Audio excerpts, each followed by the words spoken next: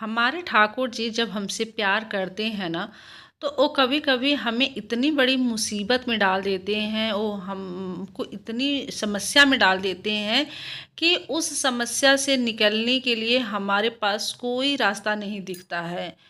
और ऐसे टाइम में जब हमारे अपने हमारे साथ छोड़ देते हैं और समाज के लोग, घर परिवार के लोग, रिलेशन के लोग, जब सब कोई हमारा साथ छोड़ देता है और हम बिल्कुल अकेले पड़ जाते हैं, और अगर हम सच्चे भाव से, सच्ची श्रद्धा से अपने ठाकुर जी को सदैव याद करते रहते हैं, तो वो समस्या कैसे सुखद समस्या बन जाती है। जैसे जो दुखद समस्या इंसान का रहता है, उनके भक्त का रहता है, वो कैसे सुखद समस्या बन जाती है, वो किसी को भी कानो कान खबर भी नहीं चलने देते हैं। हमारे ठाकुर जी ऐसे हैं, इतने कृपालु हैं, इतने दयालु हैं कि वो किसी को भी पता नहीं चलने देते हैं कि मैं अपने भक्त के साथ क्या कर सकता हूँ। तो दोस्तों, जो भी सच्चे मन से, सच्चे भाव से अपने ठाकुर जी को याद करता है, सदैव हमारे ठाकुर जी, हमारे कन्हैया अपने भक्त के साथ खड़े रहते हैं, और वो कभी भी अपने भक्त को किसी भी संकट में नहीं डालते हैं। हाँ, हालांकि जब भी वो ये भी है कि जब वो अपने भक्त से ज़्यादा प्यार करते हैं, अगर वो अपने भक्त पे अगर खुश हो रहे हैं, तो सबसे बड़ी बात तो ये है कि वो अपने भक्त को, ऐसा नहीं है कि वो तुरंत मांगे और तुरंत दे दे, पहले वो उनका परीक्षा लेते हैं। और अगर भक्त उनका परीक्षा में पास हो जाता है, तो वो आजीवन के लिए अपने भक्त के वश में हो जाते हैं। तो राधे कृष्णा दोस्तों, मैं आराधना आप सभी का आपके अपने यूट्यूब चैनल में स्वागत करती हूँ। दोस्तों, आज जो मैं लीला कथा लेके आई हूँ आप लोगों के साथ, जो मैं शेयर करने जा रही हूँ प्रसंग, वो बिल्कुल ही सच्ची घटना पे आधारित है, और बहुत ही मार्मिक, बहुत ही दर्द भरी ये घटना है। और अगर आप लोग इसको पूरा एंड तक सुनेंगे, तो निश्चित रूप से आप लोगों की आंखें नम हो जाएंगी, और जो है दोस्तों, आपका विश्वास अपने कन्हैया के ऊपर, अपने ठाकुर जी के प्रति और भी ज़्यादा अटूट हो जाएगा। तो चलिए दोस्तों, आज की वीडियो शुरू करते हैं। आज की लीला कथा, आज की प्रसंग हम आप लोगों को सुनाने जा रहे हैं। उससे पहले आप लोगों से विनम्र निवेदन है कि प्लीज़, अगर आप लोगों को ये लीला कथा पूरा सुनिएगा, और अगर थोड़ी भी अच्छी लगे तो एक लाइक करके शेयर कर दीजिएगा, अपने फ्रेंड्स फैमिली में ज़रूर शेयर कर दीजिएगा, ताकि उन लोगों को भी पता चले कि हमारे कन्हैया, हमारे ठाकुर जी कैसे अपने जो भी सच्चे भक्त उनके हैं, उनके साथ कैसे सदैव खड़े रहते हैं, और उनका कैसे साथ देते हैं। जब पूरी दुनिया उनके भक्त का, हमारा जब साथ छोड़ देता है, तो हमारे प्रभु, हमारे ठाकुर जी हमारे साथ कैसे खड़े हो जाते हैं, किसी को पता भी नहीं चलता है। तो दोस्तों, चलिए आज की कहानी हम शुरू करते हैं। आज की जो कहानी हम शेयर करने जा रहे हैं, वो हमारी बहुत ही अच्छी फ्रेंड है, और उन्होंने हमारी अपनी ये कहानी हमारे साथ शेयर की है। तो उन्होंने, उनका मैं नाम नहीं बताऊंगी, तो चलिए मैं नाम उनका चेंज करके मैं दूसरा नाम चेंज कर रही हूँ। किसी का भी मैं पर्सनल नाम नहीं बता सकती हूँ, जो भी ओरिजिनल नाम है नहीं बताती हूँ। तो दोस्तों, ये लेकिन कहानी बिल्कुल ही सत्य घटना है, बिल्कुल ही सच्ची घटना है। आप लोग पूरा एंड तक सुनिएगा, आप लोगों से रिक्वेस्ट है कि अधूरा छोड़ के मत जाइएगा। तो देखिए, ये जो है कहानी है निधि जी की, और निधि जी रहती हैं मुंबई में, ठीक है। मुंबई में उनके हस्बैंड भी जॉब करते हैं, और उनकी अच्छी खासी बहुत ही खुशहाल फैमिली है। वहाँ उनके 3 बच्चे हैं, जिसमें 2 बेटियां, 1 बेटे थे। और तीनों बच्चों को लेके हस्बैंड वाइफ अपना दोनों लोग बहुत ही खुशहाल ज़िंदगी वहाँ व्यतीत करते हैं मुंबई में। वो लोग काफ़ी सालों से वहाँ पे रह रहे हैं। और इनको जो है, निधि जी को एक देवर था और एक ननद साथ में, मतलब इनके जो हस्बैंड हैं वो 3 भाई बहन हैं। और इनकी जो एक ननद जो है थी, हैं, उनको कोई भी संतान नहीं है।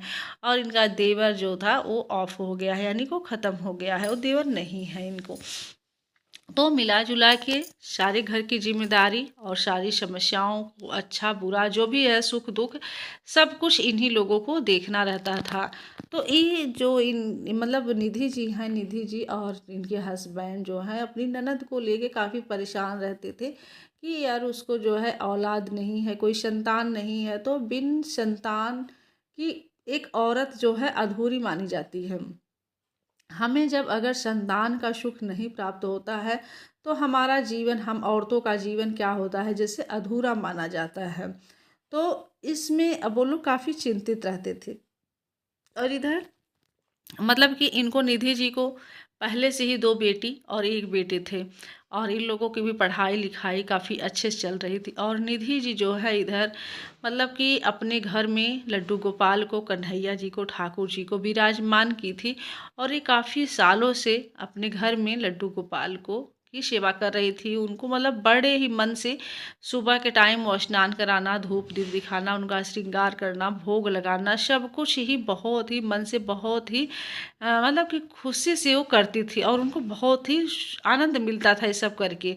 उनके लिए तरह तरह के भोग बनाने, उनको मतलब खिलाने, सब कुछ बहुत ही अच्छे। लेकिन ये क्या था कि ये बचपन से ही महादेव को मतलब पूजती आई थी। तो महादेव इनके इष्ट भगवान थे। जैसे होता है ना कि हमारे इष्ट देव कौन है, तो उनके इष्ट देव महादेव थे। और जो है लड्डू गोपाल को भी साथ ही साथ वो लड्डू गोपाल की भी भक्ति करती थी। तो कहा गया है ना कि जब महादेव हमारे ऊपर प्रसन्न होते हैं तो फिर लड्डू गोपाल की मतलब कि श्री हरि विष्णु की भी भक्ति हमें प्राप्त होती है। जब हमारे महादेव हम पे प्रसन्न होते हैं तो हमारे ऊपर हमें जो है श्री हरि की भक्ति प्राप्त होती है। तो ऐसे ही हुआ निधि जी के साथ। तो निधि जी को भी श्री हरि की, ठाकुर जी की जो है लड्डू गोपाल की भक्ति प्राप्त हुई।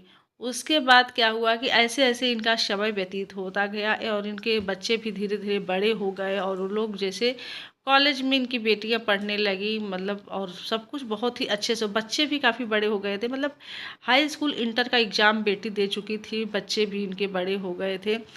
फिर देखिए क्या होता है, भगवान की लीला। जब भगवान जो चाहते हैं ना वही होता है, अपना सोचा कुछ भी नहीं होता है। कहा गया है कि अगर भगवान चाहते हैं तभी एक पत्ता हिलता है, बिना ईश्वर के चाह से एक पत्ता भी हिल नहीं सकता है। हमारे कण कण में, रग रग में हमारे प्रभु बसे हुए हैं, तो हर जगह ही ईश्वर हैं। तो क्या है कि अब देखिए अचानक से ये जो है प्रेग्नेंट हो गई। अब क्या होता है कि भाई जब इतने बड़े बड़े बच्चे, और फिर इनको मतलब कि पूरा परिवार भी इनका कंप्लीट हो गया था, बेटियां भी थी, बेटे भी थे, और न चाहते हुए भी देखिए प्रभु की इच्छा कि ये जो है माँ बनने वाली हो गई, यानी कि ये प्रेग्नेंट हो गई। अब क्या होता है कि काफ़ी बेचारी परेशान हो जाती हैं जब इनको पता चलता है कि अब तो मैं माँ बनने वाली हूँ दोबारा। दोबारा क्या, ये जो है अगर ये होता तो चौथा बच्चा होता इनका। तो फिर क्या है कि अभी बेचारी काफ़ी परेशान हो गई कि यार अब बड़े बड़े बच्चे हो गए, और अब इस उम्र में जो है अब मैं माँ बनने वाली हूँ, तो मुझे थोड़ा सा मतलब उनको बहुत ही अजीब सा लग रहा था। और वो बच्चा जो है चाह भी नहीं रही थी, क्योंकि आज के टाइम में इतने बच्चे कौन पैदा करता है। लेकिन जब प्रभु की इच्छा होती है तो वही होता है। तो इनके साथ भी वही हुआ दोस्तों। फिर क्या हुआ कि अब ये मतलब कि मेडिकल स्टोर से जो है, आसपास की जो मेडिसिन की जो दवाइयाँ जहाँ मिलती हैं वहाँ से जो है ये कुछ ऐसे ही बच्चा गिराने वाला जो है दवा मंगा के खाने की कोशिश की कि भाई हम खा लेंगे तो मेरा बच्चा जो है पेट में ही ख़त्म हो जाएगा, हम मतलब कि ये बच्चा नहीं पैदा करेंगे। लेकिन अब क्या होता है कि अब जब प्रभु ही उसको देना चाह रहे थे तो फिर कैसे वो बच्चे को कुछ हो सकता था। जैसे कहा गया है ना कि जिसको राखे साईं या मार सके ना कोई, तो वही हाल है कि जब प्रभु ही जिसको भेज रहे हैं, जब प्रभु जिसको बचाना चाह रहे हैं, तो उसको जीवन मतलब कि वो कोई भी उसको नहीं मार सकता है, चाहे वो कोई भी हो। तो अब इनके बच्चे को भी कुछ नहीं हुआ, नॉर्मल था बच्चा, मतलब कि दवा खाने के बाद भी ये कुछ भी नहीं हुआ, पेट में बच्चा सब कुछ सही था। मतलब कि अब परेशान हो गई, अब मैं क्या करूं। फिर इनको ये लगा कि चलो मैं किसी अच्छे हॉस्पिटल में जाती हूं, और वहां से किसी डॉक्टर से कंसल्ट करके फिर वहां से कोई मेडिकल लेती हूं, और वहां से मेडिसिन लेती हूं, और उसके बाद वो खा लूँगी ताकि मेरा बच्चा जो है मतलब कि गिर जाए। फिर अभी इनको जब ये विचार आता है, उससे पहले जब ये विचार आने के बाद जो है इनके मन में ये आता है कि एक बार क्यों ना मैं अपनी ननद से पूछ लूँ। कि जैसे वो माँ नहीं बनी है, उसको बच्चा कोई नहीं हुआ है, वो माँ बनने का सौभाग्य नहीं प्राप्त हुआ है उनको, तो मैं अपनी ननद से पूछ लेती हूँ अगर उन्हें बच्चा चाहिए, जैसे भई अगर उनको गोद लेना हो तो कहीं और से न लेके अपने ही घर का बच्चा वो ले ले तो उनके लिए ज़्यादा अच्छा है। तो अगर वो मतलब कि मेरा बच्चा अगर वो लेने के लिए तैयार हो जाती हैं तो फिर मैं ठीक है, मैं पैदा कर लूँगी और इस बच्चे को मैं नहीं ख़त्म मारूँगी। फिर उन अपने हस्बैंड से मतलब कि इस बारे में जो है बात विचार करती हैं, तो उनके हस्बैंड भी बोलते हैं कि ये तो बहुत ही अच्छा सोच है तुम्हारा, बहुत ही अच्छा विचार है, चलो ठीक है, तुम बात कर लो एक बार उससे। फिर ये अपनी ननद से बात करती हैं और जो है तब इनकी ननद बोलती हैं कि ठीक है भाभी रुको, मैं अपने हस्बैंड से बात कर लेती हूँ, फिर मैं आपको बताती हूँ। तो इनके अपने अपने हस्बैंड से वो बात करती हैं, तो वो भी तैयार हो जाते हैं कि ठीक है, बोल दो कि हाँ ठीक है, मैं जो भी ट्रीटमेंट का वगैरह का जो भी खर्च होगा मैं मतलब कि देख लूँगा, और वो बच्चा मतलब कि पैदा करे और उसके पैदा होने के बाद ही मैं उस बच्चे को ले लूँगा, और बाकी जितने भी खर्च रहेंगे उसका खर्च मैं देखूँगा। ये बात हुई थी तो इनकी ननद ऐसे बोली, तो ये बोली कि चलो अच्छा ठीक है, तुम उसका जो है परवरिश करना, उसका सारा खर्च देखना, मैं जो है 9 महीना अपने पेट में रखती हूँ और जैसे ही पैदा होगा मैं उसको तुम्हें दे दूँगी। तो ये बात हुई थी। फिर देखिए प्रभु की इच्छा, इस बीच वो बहुत ही सही से चल रही थी, सब कुछ उनका बहुत ही अच्छे से चल रहा था। मतलब कि घर का सारा काम करना, बच्चों का ध्यान रखना, फिर अपने प्रभु की सेवा भाव करना, सब कुछ ही बहुत अच्छे से करती थी। लेकिन उनके साथ एक बहुत ही अच्छी आदत ये थी कि निधि जी की कि जब भी वो काम करती थी, तो काम करते-करते वो हमेशा उनकी आदत थी कि नाम का वो जाप करती रहती थी। श्रीमन नारायण, नारायण का जाप वो करती ही रहती थी। तो फिर उनकी हैबिट सी बन गई थी, आदत बन गई थी ये चीज़। होता है ना कि जब हमारी कोई चीज़ आदत पड़ जाती है, तो देखिए शुरू-शुरू में सबको होता है। मैं तो सबसे कहूँगी यही कि आप काम करते रहिए और नाम जाप करते रहिए। जो भी प्रभु आपके मनपसंद प्रभु हों, चाहे वो आप महादेव को मानते हों या फिर ठाकुर जी को मानते हों या फिर माता रानी को मानते हैं या हनुमान जी को, जिसको भी आप मानते हों उनकी आप नाम जाप करते रहिए काम करते-करते। तो ये जो हैं मतलब कि महादेव के भी जाप करती थी और ज़्यादातर ये श्रीमन नारायण, नारायण का ठाकुर जी का भी जाप वो करती थी। तो इनकी आदत सी पड़ गई थी। तो फिर क्या होता है कि देखिए 7वाँ महीना जब इनका स्टार्ट होता है प्रेगनेंसी का, तो फिर जब 7वाँ महीना लगता है तो इनको जो है अचानक से बहुत ज़्यादा इनके पेट में दर्द होने लगता है, बहुत ही ज़्यादा। हाँ, पेट में दर्द होने लगता है अचानक से। फिर ये क्या करती हैं कि डॉक्टर के पास जाती हैं, जहाँ पे इनका ट्रीटमेंट चल रहा था, वहाँ पे हॉस्पिटल में जाती हैं और वहाँ दिखाती हैं। तो वो लोग डॉक्टर जब मतलब चेकअप करते हैं तो वो लोग बोलते हैं कि देखिए अभी जो है आपका इस टाइम बहुत ही क्रिटिकल मतलब कि कंडीशन है, तो आपका जो है ऑपरेशन करना पड़ेगा और इसमें जो है बहुत ही रिस्क है, बच्चे को हमें निकालना पड़ेगा, लेकिन हम ये गारंटी नहीं लेंगे कि बच्चा बचेगा कि जच्चा, दोनों में से एक ही को हम बचा पाएंगे, चाहे बच्चा बचे या फिर जच्चा बचे यानी कि माँ बचे। तो फिर ये लोग काफ़ी परेशान हो गए और उसमें जो है पैसे भी बहुत ज़्यादा वो लोग मांग रहे थे, क्योंकि प्राइवेट हॉस्पिटल थे, तो प्राइवेट हॉस्पिटल में तो आप सब जान ही रहे हैं कि पैसे बहुत ज़्यादा मतलब कि लेते हैं डॉक्टर लोग। तो पैसे भी बहुत ज़्यादा, जब मतलब कि इतना जब पैसे का नाम सुनी, लाखों रुपए से ज़्यादा मतलब कि खर्च आ रहा था, तो इनकी ननद अपना हाथ हटा दी, मतलब वो बोल दी कि मैं इतने पैसे नहीं दे पाऊँगी, मेरे पास इतने पैसे नहीं हैं, मैं नहीं करूँगी, हाँ, इलाज मैं नहीं करवा पाऊँगी।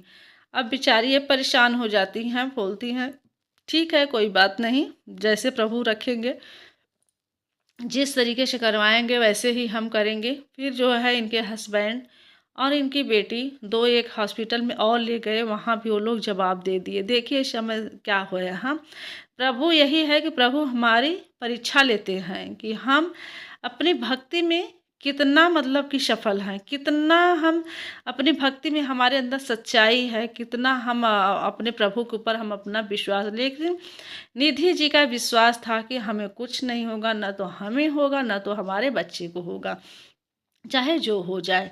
फिर ये अपना नाम जाप कर रही थी, इस हॉस्पिटल से उस हॉस्पिटल, उस हॉस्पिटल से इस हॉस्पिटल, ऐसे ऐसे करते करते, लेकिन इनका नाम जाप करना बंद नहीं हुआ। नाम जाप में इतनी शक्ति है, इतनी शक्ति है कि मैं आपको बता नहीं सकती हूँ। फिर क्या होता है कि ये लोग मतलब कि डॉक्टर जो भी 2-3 हॉस्पिटल में जवाब दे दिए, कहे कि हम नहीं बचा पाएंगे, दोनों में से एक ही को बचा पाएंगे। लेकिन इन लोगों को दोनों चाहिए थे, मतलब बच्चा भी चाहिए था और निधि जी को तो भाई कोई बात ही नहीं है।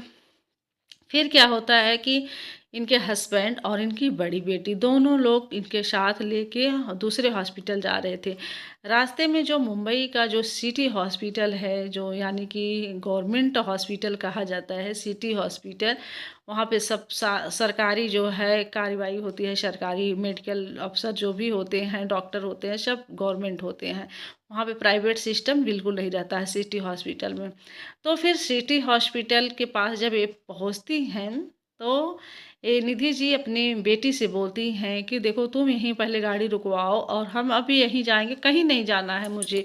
तो फिर इनके हस्बैंड डांटने लगते हैं कि इतना मतलब कि कंडीशन ख़राब है और सारे डॉक्टर जवाब दे दे रहे हैं, तो हम सिटी हॉस्पिटल में नहीं ले जाएंगे, हम चलो किसी अच्छे हॉस्पिटल जो वहाँ का बड़ा हॉस्पिटल है वहाँ के लेके चलते हैं। लेकिन निधि जी जो है जिद पे अड़ गई, कहीं अब मुझे कहीं नहीं जाना है, जो होगा सो देखा जाएगा, आप यहीं लेके चलिए हमको, हमको यहीं एडमिट करवाइए। इनकी बेटी भी मना करती हैं, लेकिन ये निधि जी अपनी ही जिद पे अड़ जाती हैं और जो है फिर इनके हस्बैंड और इनकी बेटी हार मान के इनको सिटी हॉस्पिटल में ही लेके गए, वहाँ पे जो है यहाँ इनको एडमिट करवाएं। तो फिर जो वहाँ के डॉक्टर थे वो लोग भी बोले कि देखिए मैं दोनों में से एक ही को बचा पाऊँगा, अब आप लोग डिसाइड कर लीजिए कि माँ चाहिए या फिर बच्चा चाहिए। तो इनकी बेटी बोलती है कि मुझे माँ चाहिए, बच्चे की हमें ज़रूरत नहीं है उतना, लेकिन हमारी माँ हमारे साथ होना चाहिए, हमें अपनी माँ की बहुत ज़रूरत है। तो फिर यहाँ से ये लोग हॉस्पिटल में ले जाते हैं, मतलब कि सॉरी मतलब कि ऑपरेशन थिएटर में लेके जाते हैं। और जब यहाँ पे इनका ट्रीटमेंट स्टार्ट हो जाता है, तो फिर मतलब कि सब के सब आश्चर्यचकित हो जाते हैं, जितने भी वहाँ डॉक्टर थे सब आश्चर्यचकित हो जाते हैं कि रिपोर्ट में इतना सब कुछ दिख रहा है और यहाँ तो सब कुछ नॉर्मल है, कुछ भी प्रॉब्लम नहीं है। इनका आप लोग यकीन नहीं मानोगे, और ये जो है मतलब कि बेड पे पड़ी थी उस टाइम भी ये मतलब कि ठाकुर जी के नाम जाप कर ही रही थी, मतलब कंटिन्यू इनके मन, मतलब ये बेहोशी हालत में भी नाम जाप ये कर रही थी।